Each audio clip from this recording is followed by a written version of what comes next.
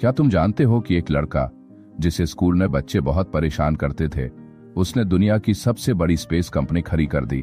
जो कभी कोडिंग करके सिर्फ $500 कमाता था, आज उसकी नेटवर्थ $200 बिलियन से भी ज्यादा है।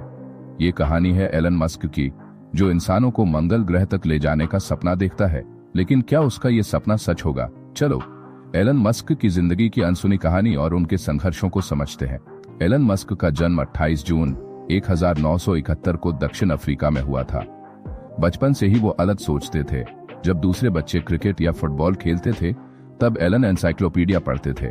सिर्फ 10 साल की उम्र में उन्होंने पहला कंप्यूटर खरीदा और 12 साल की उम्र में उन्होंने एक वीडियो गेम ब्लास्टर बनाया, जिसे उन्होंने $500 बेच दिया। लेकिन उनका बचपन आसान नहीं था। स्कूल में उन्हें बहुत बुली किया जाता था। एक बार तो उन्हें इतना मारा गया कि वो हॉस्पिटल तक पहुंच गए।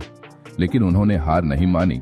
एलन मस्क दक्षिण अफ्रीका छोड़ना चाहते थे, क्योंकि वहां की राजनीतिक स्थिति उन्हें पसंद नहीं थी। उन्होंने एक योजना बनाई कनाडा जाने की। 1989 में वो कनाडा चले गए और वहां छोटे मोटे काम करने लगे। कभी खेतों में काम करते, कभी बॉयलर साफ करने का कठिन काम। उन्हें सिर्फ $1 प्रति घंटे मिलते थे, लेकिन उन्होंने सीखने की आदत नहीं छोड़ी। उन्होंने क्वींस यूनिवर्सिटी में दाखिला लिया और फिर यूनिवर्सिटी में दाखिला लिया USA में पढ़ाई की। वहां उन्होंने भौतिकी, फिजिक्स और अर्थशास्त्र इकोनॉमिक्स में डिग्री पूरी की। एलन मस्क स्टैनफोर्ड यूनिवर्सिटी में PhD करने गए, लेकिन सिर्फ 2 दिन में कोर्स छोड़ दिया, क्योंकि उस समय इंटरनेट क्रांति आ रही थी और उन्होंने तय किया कि वो भी टेक्नोलॉजी में कुछ बड़ा करेंगे। 1995 में एलन और उनके भाई किम्बल मस्क ने मिलकर ज़िप्डो नाम की कंपनी शुरू की। यह एक ऐसा प्लेटफॉर्म था जो अखबारों को ऑनलाइन मैपिंग और बिजनेस डायरेक्टरी की सुविधा देता था। याहू जैसे बड़े ब्रांड्स ने भी इसमें दिलचस्पी दिखाई। 1999 में उन्होंने ज़िप्डो को $360 मिलियन में बेच दिया। एलन मस्क को इसमें से $22 मिलियन मिली। सिर्फ 28 साल की उम्र में वो मिलियनेयर बन चुके थे। लेकिन एलन मस्क यहीं रुकने वाले नहीं थे। एलन मस्क ने अगला स्टार्टअप शुरू किया, XCOM, एक ऑनलाइन पेमेंट कंपनी।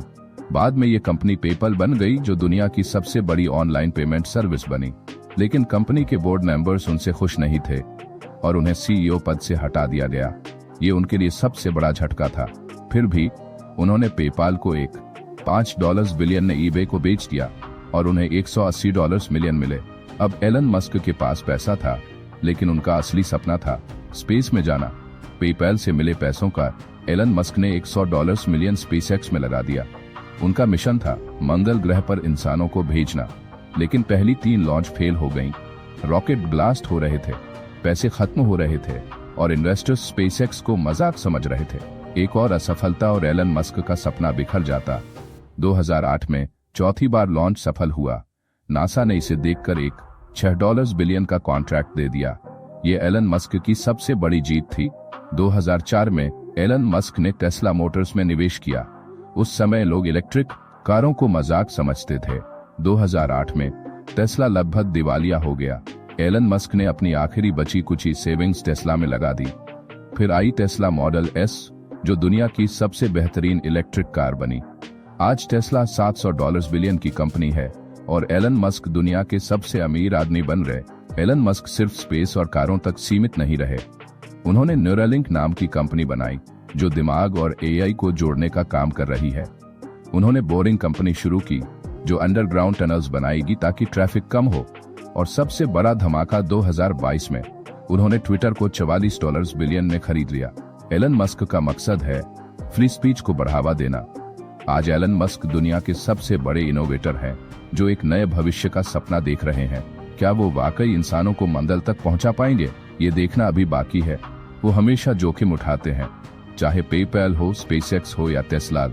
वो हमेशा नई सोच पर काम करते हैं। न्यूरालिंक, AI, मंगल ग्रह पर बसावट। वो कभी हार नहीं मानते, रॉकेट ब्लास्ट हो या कंपनी दिवालिया होने की कगार पर। एलन मस्क सिर्फ एक बिजनेसमैन नहीं है, वो एक विजनरी है।